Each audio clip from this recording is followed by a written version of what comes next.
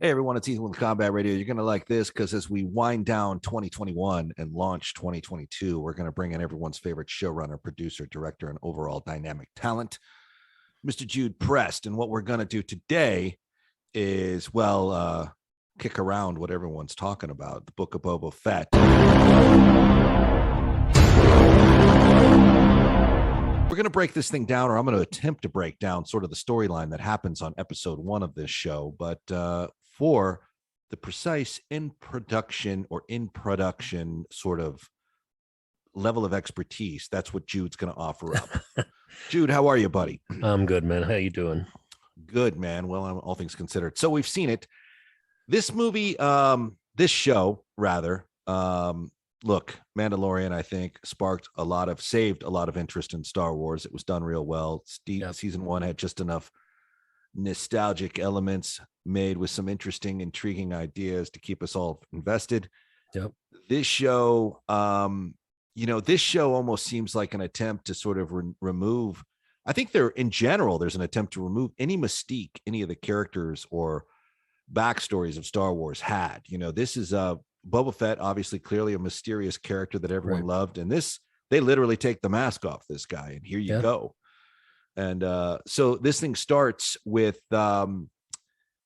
Boba Fett, played by Morrison, an actor I love. He's in the back to tank, and he's having his flashbacks. That's an appropriate way to go about it, I think. But one of the flashbacks that we expected and saw was he's in the Sarlacc pit, where he wakes up in the digestive tract and doesn't find any of the Jabba guys, but finds a stormtrooper and rips his air cord out and shoves it up his helmet. And the first thing out of the gate with me is, wait a minute, the stormtrooper helmet is more tech sophisticated than the Mandalorian hunter helmet. Like, he doesn't have his own oxygen. Well, he doesn't. So he uses the hose. I mean, the whole scene's in there just to see the hose rip and do it. And then I got that the hose was to activate the fire, or to activate the jet rocket, or the explosion that he puts inside. Because as soon as he's not able to do anything till he pops off that hose, puts it into his unit, and then the fire shoots out. So I took it as it was not a breathing apparatus as much as a propellant of some sort. Well, look, I have no ego here, so I'm prepared to admit that you're right on that. I saw him shove it up into his helmet, and I thought he was doing it like the scuba save. Instead of shoving it into the wrist module where he likes everything, but whatever. And then I thought that at first too. And then the fire comes immediately. So I just assumed it was to ignite the rocket pack or the fire. He does manage to climb his way to safety. And, you have this, what could be an epic moment where he punches through the sand and it crawls out and gets robbed by some Jawas, which suddenly these Jawas are pretty tough little sons of bitches. Yeah.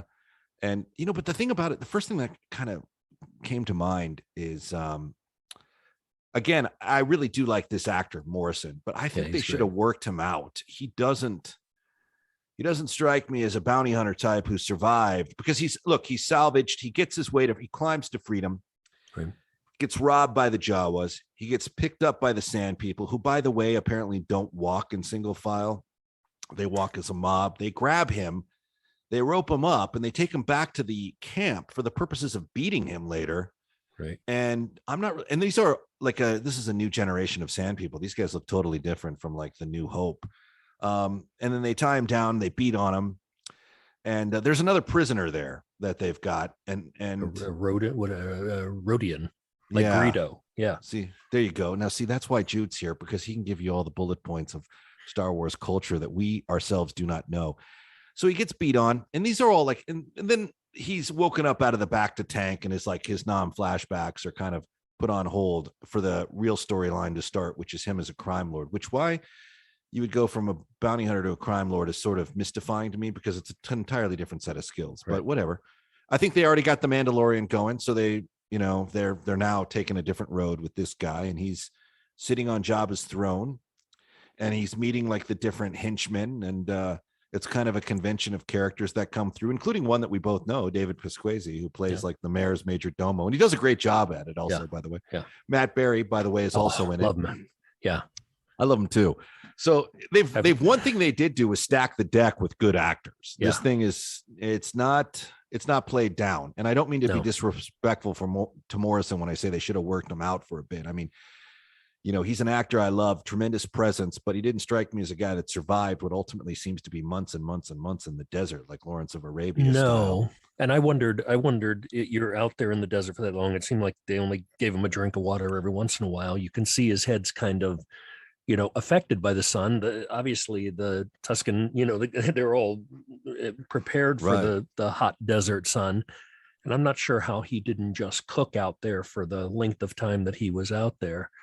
It's funny you said that, because I said the same thing. We were thinking the same thing, watching it, going, man, this is a planet with two suns. Yeah. This guy would be, you know, completely burned away. Right.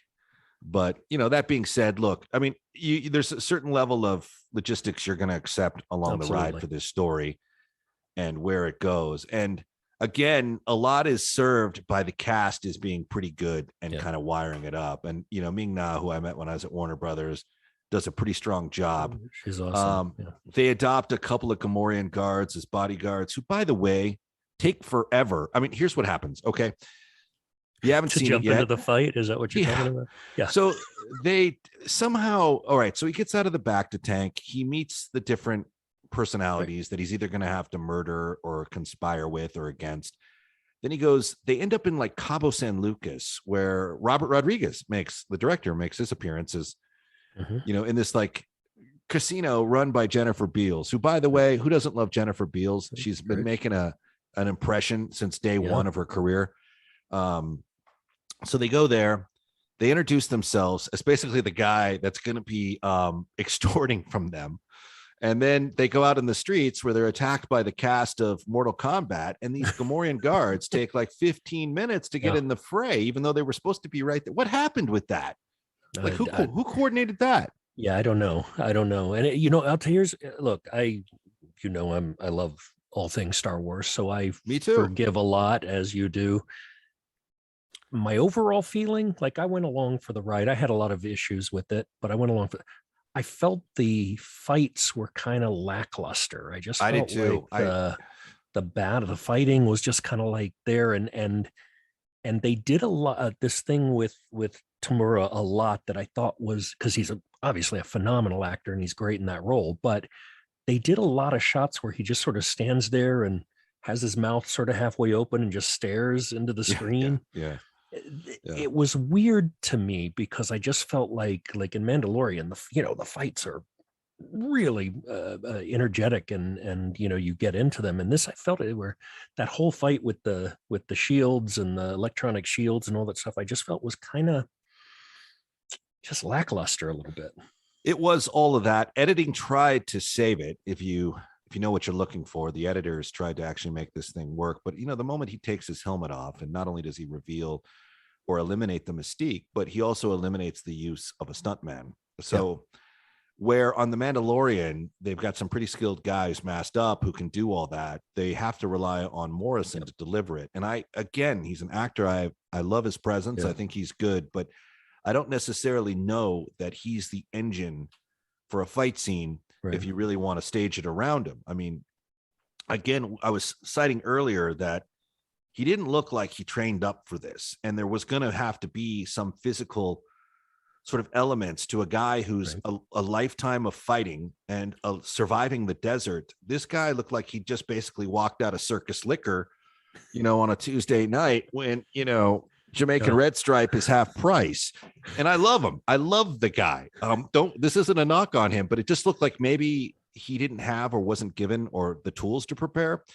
And it did lead to fights that I think were just about all that the acting cast could deliver, because they can't disguise it.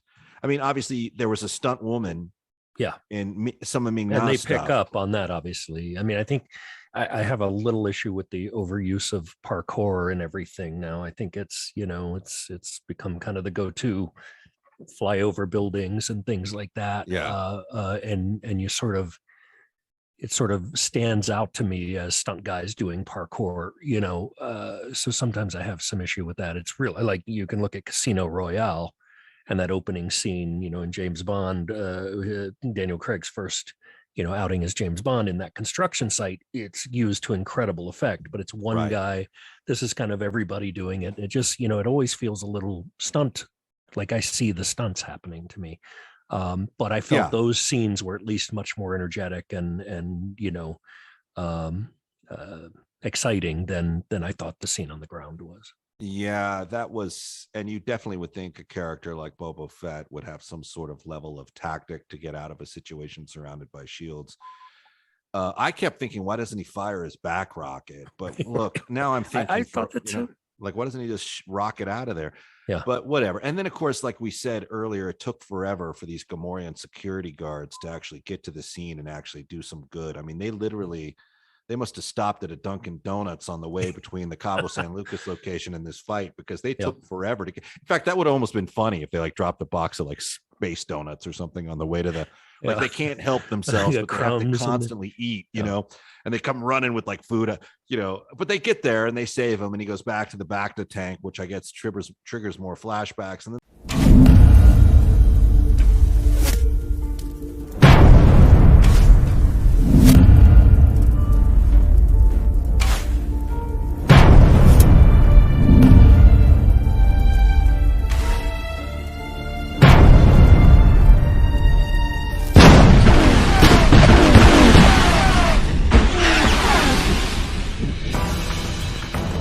they were known as Lucifer and the Men with Painted Faces when they burned New Orleans to the ground. And when they sacked Panama, I knew that my road to redemption would be paved with tombstones. And by the time they brought the apocalypse to West Africa and the Indian Ocean, I would come to know two words with biblical significance. No quarter. No quarter. Kill All Masters. Rated R. Coming soon. Available on all platforms. Visit noquarterkillallmasters.com.